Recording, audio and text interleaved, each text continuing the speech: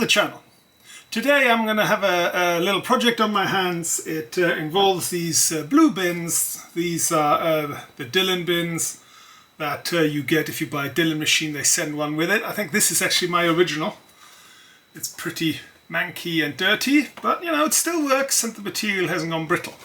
So I have about a dozen of these kicking around in various forms in the shed, and a while ago, about 3 years ago or so, I made this here guy,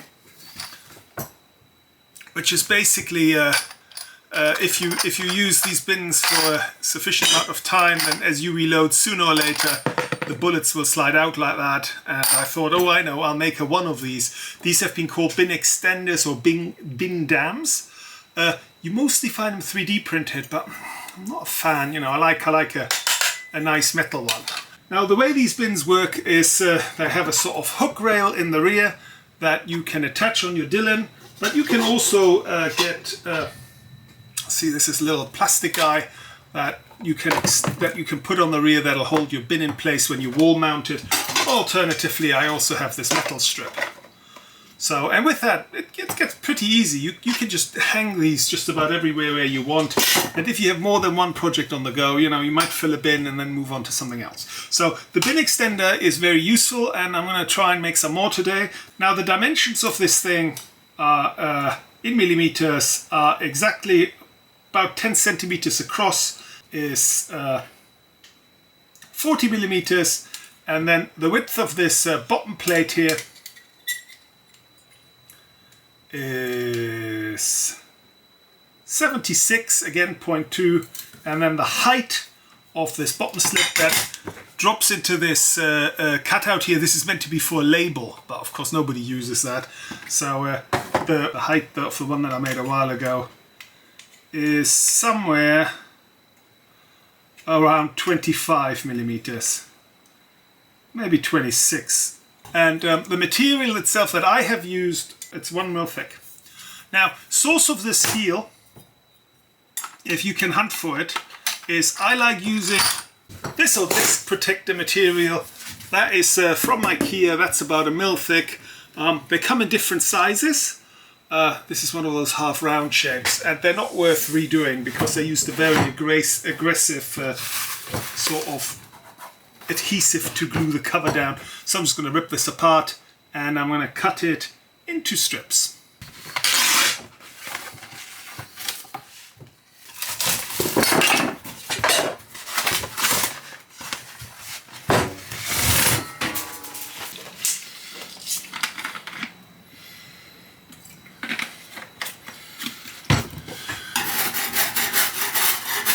Acetone did a wonderful job of getting the glue material off, and I'm now going to divide this into sections that I'm going to cut.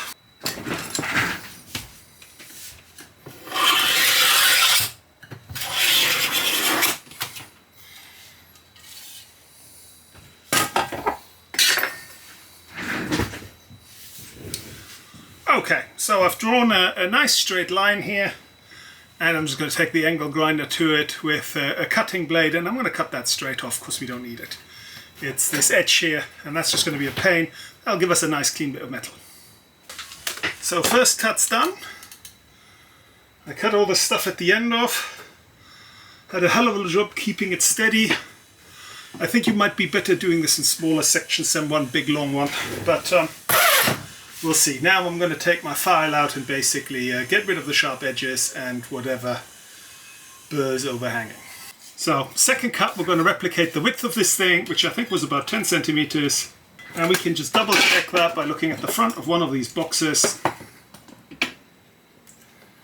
And at the very bottom, where it's tightest, it's actually just under 10 centimeters. And up high, about 98 centimeters. Ah, where's my thing? But it does actually fit fine, the 10 centimeter job. So I think 10 centimeters is the magic number here. Even though when you measure it, yeah, it's about 99.5. But I think these don't sit against the very rear. I think they actually sit against the front. Yeah. Yeah, so I think the 10 centimeters rule actually still holds. It certainly fits in that one. This is one of the newest ones I have, and it fits nice against that. So I think we'll go with 10 centimeters and we see where that gets us. Now, this is not a cut I want to screw up, because if I screw this cut up, I'm going to have to start all over again. I might almost do a cut at 10.5 and then sneak up on the correct size when I have material that'll bend out of the way. That might let me get a cleaner cut.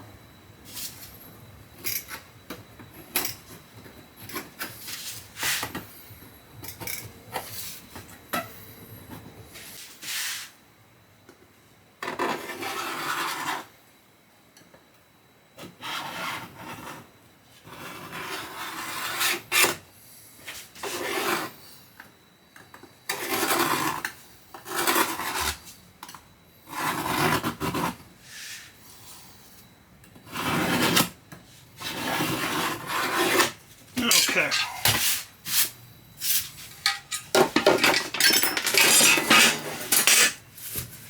There's our line. I hope you can see that. Scribed in. I'll cut to that and we'll see what we've got. Okay, our cut is done. I've taken the sharp edges off more or less, and that's a nice new top. We can compare on that, and that looks just fine. That fits very well. And the other side, same thing. Works well, fits fine. Next then, we have to do the cuts that give us the overall length here. That cuts this into little bits, and then we're going to take the corners out of it. Now the top plate is 40 mil, and the bottom part is about 24. So that's 65 overall. So I'll take my strip here, I'll divide it into sections which are 65 millimeters, and then I'll cut those to size. Nice and easy. Now while we're here, there's one more thing that we need to discuss. And that is that this stuff is very, very hard to bend. It's only a mil thick, which is surprising. I actually thought it was 1.25 mils, but it's only a mil. But I actually put a little relieving cut along it, so that I could get a clean bend out of it, because even squeezing into the vise and giving this welly, the material curved and we didn't get that straight line. So I'm going to put a relieving cut into it that this stuff will bend where we want it to bend. This side here is square and square, so we'll go from there. So 65 there.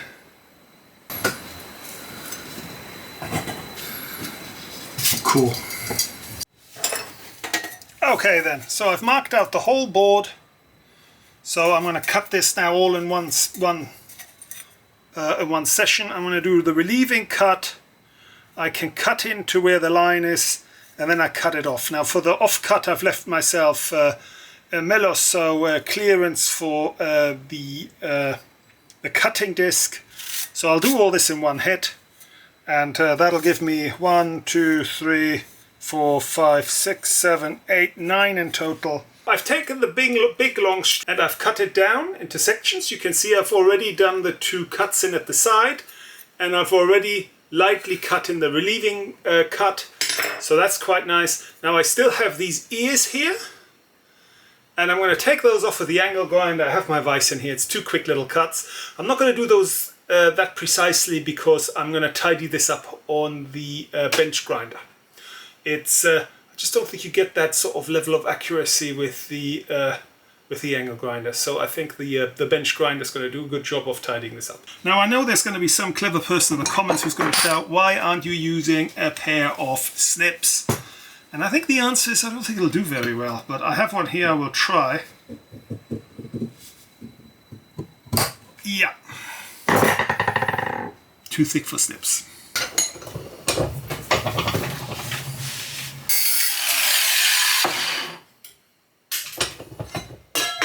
Once I've done them all, it's on to the bench grinder. So we're now with my trusty bench grinder here, And these are all the pieces with the ears cut off. And we can see, if I stack them quite neatly, there's actually quite a discrepancy between them, or more or less. And that discrepancy I'm going to address with this thing. I'm just going to grind these until they fit nicely in this box. Now I've done a few already. This is the selection that I did already, and you can see they actually line up quite neatly. But each of these is fitted for a box rather than to a sample. Although now looking at this, I might actually almost do them to the dimensions of one of these guys. I mean, they're all pretty conform. And I'm going to do that. I have my sample here. I can shove them in and out and see how I'm doing. And I mean, we're going for good enough here. We're not going for perfection or perfect replication of beauty. That's not on the cards. We just want something that the stuff doesn't tumble out of the box. Now I've got two blades here. I've got a rough, which I don't tend to use. And over here I have a diamond blade, which has a wonderful square contour. And that'll let me do my work.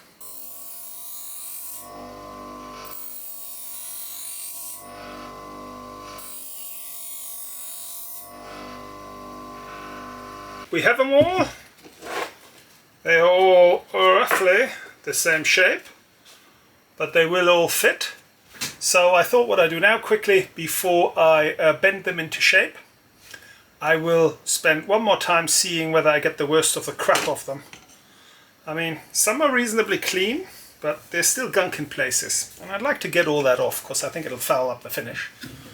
So I have my cloth here and my acetone. And I'm going to give it all a quick clean. So we're all nice and clean, more or less. It is now time to bend. Now I have two here that I've bent before, our original and the test I'm going to start. And I'm going to try and conform to that. Now I have my relief cut in the rear. I'm going to bend away from that because that looks pretty horrible. And all I'm going to do is I'm going to put this in the vise as low down as I can get.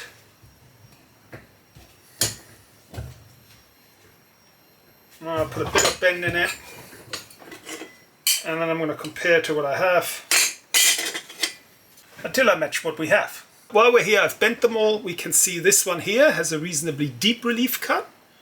You can see I really took material out of that. Nice clean line, and we got a nice clean crease. I think that's what we want. There's this one here. I did a rubbish job. It came to the end of the material, I had nothing to hold this in place. So you know when you nip at it rather than doing a line? And that's what that is, it's a nip. We can see we did not get a sharp crease, we got much more of a bend. The whole material has a bend on it, rather than having a distinct sort of angle. So I think a relief cut is a great way to go. If you want to build a whole rig here, maybe something with a hinge where you can apply a lot of force in a very specific way. But I mean, this is a one-off project. I don't think it's worth making equipment to cut these in, to replicate these in great sharpness with minimal effort over and over and over. I'm not running a factory, I'm just making this as just a DIY job. That brings us to painting. This here was primer. I just had a tube of a spray can of grey primer, and I just blasted it, and that was that. I quite like primer because it puts down a certain level of thickness.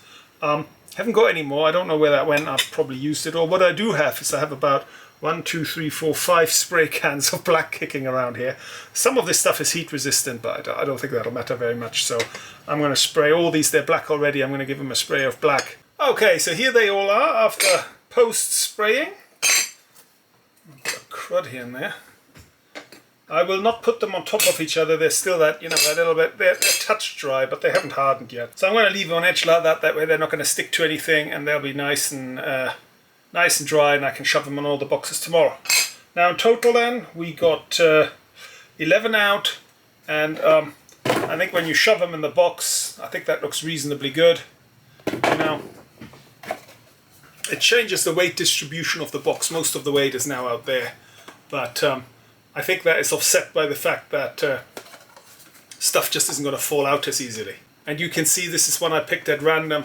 Maybe scratched a little bit in that corner there. I should perhaps have relieved the corners a little bit, but let's not get carried away with this. It's just something to keep your boxes from overspilling and from stuff falling out. So I think this was a good project. I think this is a one-off project. This is not something I'm going to repeat. Is it nicer than 3D printed?